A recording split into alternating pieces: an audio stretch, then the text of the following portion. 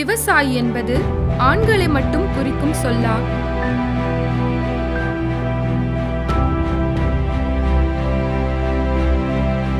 விவசாயம் ஆண்களுக்குரிய தொழிலா? விவசாயத்தில் பெண்களின் பங்குதான் என்ன? ஆண்களுக்கு பாதி, எங்களுக்கு பாதி பங்கு உண்டு. ஆண்கள் முக்கால்வாசி பார்க்குறாங்க, பெண்களும் பாதி பார்க்குறோம். 100க்கு 100% அவங்க தான் பாடுபடுறாங்க. நாங்கள் ஒரு 60% பார்த்தோம்னா அவங்க ஒரு 40% பார்ப்பாங்க. அவங்க காவாசி ஆம்பளை நிறையா. 100க்கு 75% பெண்களுக்கு தான் சதி தான். மேக்ஸிமம் ஃபுல்லாகவே பெண்கள் கூட சொல்லலாம். அதாவது 80%. எங்கள் ஏரியாவில் வந்து மோஸ்ட்லி வந்து ஜென்ஸ் வந்து சும்மா மார்க்கெட் போகிறது, ஏதாவது ஒரு கஷ்டமான வேலையை மட்டும் தான் பார்ப்பாங்க.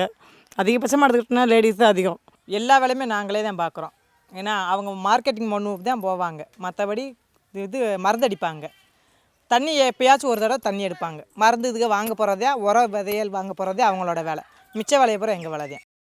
சகலத்துலேயுமே பொம்பளை ஆள் கூடத்தான். ஆமாம், ஆம்பளை ஆட்கள் கொடுத்து பொம்பளை ஆள் கூடத்தான் வேலை. தமிழ்நாட்டின் வறண்ட மாவட்டமான விருதுநகரில் திருவிருந்தாள்புரம் குக்கிராமம் உள்ளது. இங்கு வசிப்பவர்தான் 50 வயதான அம்சவள்ளி. இவர் இளம் வயதில் தன் கணவனை இழந்து 3 பெண் குழந்தைகளுடன் விவசாய வேலையை முழுமையாக செய்து வருகின்றார்.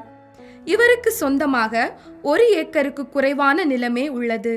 தன்னுடைய கணவன் இறப்புக்கு பின் தன்னுடைய சொந்த நிலத்தில் விவசாயம் செய்தும் மற்றவர்களிடம் கூலி வேலைகளை செய்வதன் மூலமும் 3 பெண்களையும் வளர்த்து ஆளாக்கி திருமணம் செய்து கொடுத்துள்ளார். இவர் ஒவ்வொரு நாளும் அதிகாலை கருக்களிலேயே எழுந்து விடுவார். வீட்டு வேலைகளான தண்ணீர் எடுத்தல், வாசல் பெருக்குதல், பாத்திரம் கழுவுதல், வீட்டை சுத்தம் செய்தல், ஆடுகளுக்கு தண்ணீர் வைத்து பராமரிப்பார். பின்பு சமைத்து சாப்பிட்டுவிட்டு தனது வயலுக்கு ஓட்டமாக செல்வார். வயலில் விதைத்தல், நாற்று நடுதல், களை பறித்தல், உரமிடுதல், தண்ணீர் பாய்ச்சுதல், பயிரை பாதுகாத்தல், அறுவடை, விளைபொருட்களை பத்திரப்படுத்துதல் போன்ற வேலைகளை செய்வார். விளைந்த பொருட்களை மார்க்கெட்டுக்கு கொண்டு செல்வது வரைக்கும் தொடர்ந்து வேலைகளை செய்து கொண்டே வருகின்றார். சில சமயங்களில் ஆண்கள் செய்கின்ற பாத்தி கட்டுதல், உரம் போடுதல், மருந்து அடித்தல் போன்ற கடினமான வேலைகளையும் தொய்வின்றி செய்து வருகின்றார். தன்னுடைய வயலில் கத்தரி, வெண்டை, வேர்க்கடலை, பாகற்காய், மொச்சை, தட்டைப்பயிறு போன்ற பயிர்களை சுழற்சி முறையாக பயிரிட்டு வருகின்றார். மாலையில் வயலிலிருந்து வீடு திரும்பும்போது தன்னுடைய ஆட்டிற்கு செடி கொடிகள், புல் போன்ற தீவனத்தை சேகரித்து கொண்டு சுமையோடு வீடு திரும்புவார். தனது மகள்களின் திருமணத்திற்காக வாங்கிய கடனை அடைப்பதற்காக சலிக்காமல் வைராக்கியத்துடன் விவசாயம் செய்து வருகின்றார். வெங்காயம் வச்சா வெங்காயம் வெண்டை, இப்போ பாத்தி வச்சு கடலை போட்டிருக்கேன். களையை எடுத்து ஒத்தையில இது பண்ணி களை எடுத்து இப்போ இது பண்ணி வெங்காயத்தை கடலையை போட்டிருக்கேன். கடலைக்கு மாத்திரம் ஆளை போட்டிருக்கேன். திருப்பி வந்து நான் விவசாயத்துக்கு களை எடுக்கிறதுக்கு நானாக களை எடுத்தேன். திருப்பி அது ஆம்போட தாய்க்காய் இழுத்து விட்டு தண்ணியை பறிச்சிட்டு இப்போ கடலை உரம் போட்டு தண்ணி வச்சுக்கிருக்கேன். திருப்பி போய் பொழுதோட வந்து வீட்டில் சூசுன்னு ஆடு கிடக்க ஆடை பார்க்கணும், ஒரு மாட்டை பார்க்கணும், ஒரு சோறை காய்ச்சணும், சாப்பிடணும், திருப்பி படுக்கணும். படம் பார்க்கலாம். எங்களுக்கு அதெல்லாம் சேல் இல்லை. போனதும் பயங்கர போய் படுத்துறது. அம்சவள்ளி போன்றே லட்சக்கணக்கான பெண்கள் இந்தியாவில் விவசாய தொழிலில் ஈடுபட்டு வருகின்றனர்.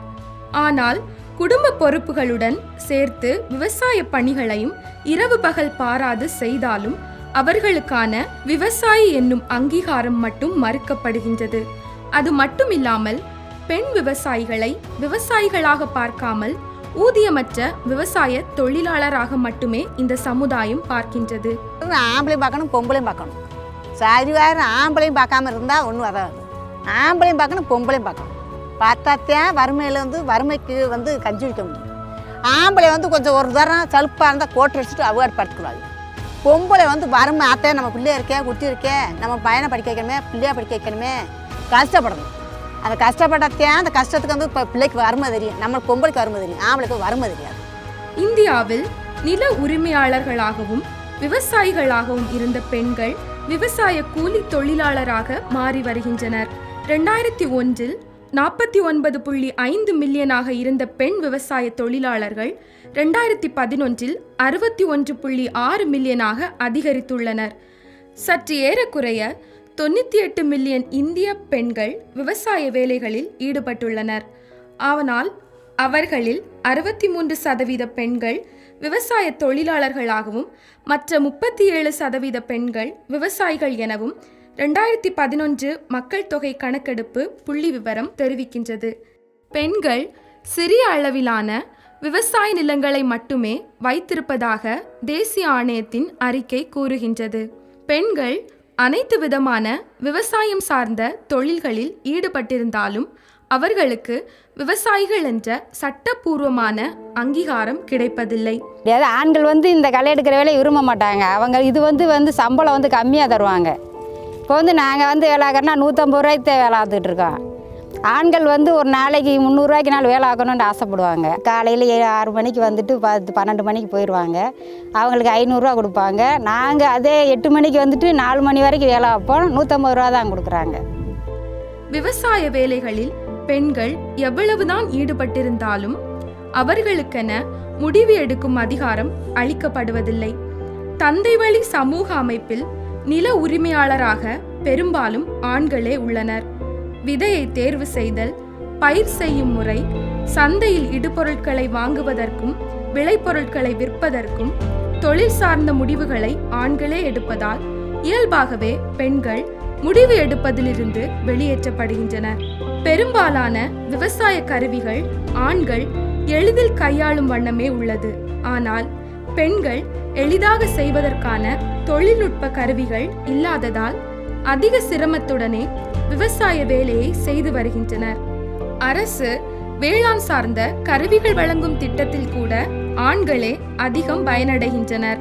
விவசாயத்தில் ஈடுபடும் பெண்கள் பல்வேறு சமூக பிரச்சனைகளை எதிர்கொள்கின்றனர். அத்தோடு கடுமையான உடல் மற்றும் மனம் சார்ந்த பிரச்சனைகளுக்கு ஆளாகின்றனர். நாங்கள் நிலத்தில் இறங்கி வேலை பார்த்துட்டு சில நேரம் வீட்டுக்கு போகும்போது ரொம்ப நைட்லாம் படுத்தா காலையில் எந்திரிக்க முடியாது.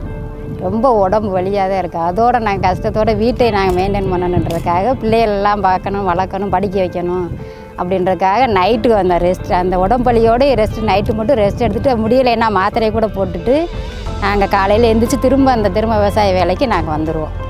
எனினும் அது போன்ற சூழ்நிலைகளில் துணிவாகவும் நேர்த்தியாகவும் எதிர்கொள்ளும் திறன் விவசாய பெண்களுக்கு இயற்கையாகவே உள்ளது.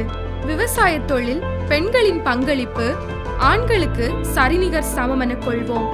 நவீன விவசாய தொழிலை ஆணுக்கும் பெண்ணுக்கும் பொதுவன ஆக்குவோம். எல்லா விதைகளும் தண்ணீரால் மட்டும் முளைப்பதில்லை, பெண்களின் வேர்வையாலும் வெள்ளாமை விளைகின்றது.